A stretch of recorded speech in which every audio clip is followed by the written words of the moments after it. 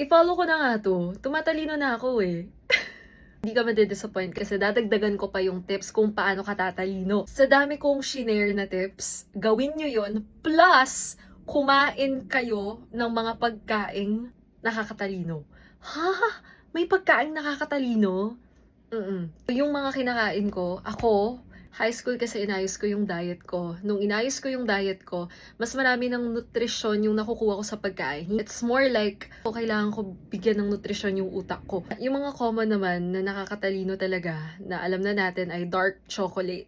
Favorite kong snack pag nag-aaral, dark chocolate. Hindi kahit anong chocolate lang ha, dark chocolate. Ako, ito yung kinakain kong dark chocolate. Other thing na alam natin ay nuts. Yung kinakain ko ay walnut. Actually, binigyan na nga rin daw tayo ni Lord ng sign na nakakatalino yun. Kasi yung walnut mismo, kamukha niya yung brain natin.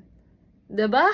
So, it's a sign na, oh, eat this for your brain. Yun, favorite snack ko rin yun. Other than that, mahilig ako sa leafy vegetables. Other than it gives you nutrition, nabibigyan ka rin ng nutrition dito. Nakakatulong din sa akin ang gatas. Ako, personally, yung may choline, which is yung Anchor. Search mo ng choline. Meron doon sa Anchor mismo. Anchor lang yung nakita kong meron. And then, recommended yun kasi ng doctor namin.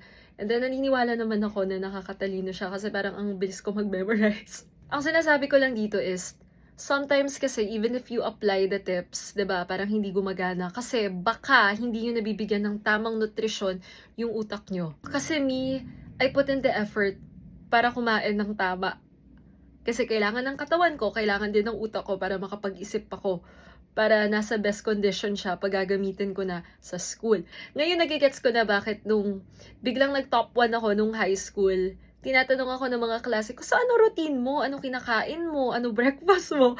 Kasi diba, minsan yung mga kinakain natin, it actually affects how our brain works. Anyway, ayun. Follow for more school tips and advice.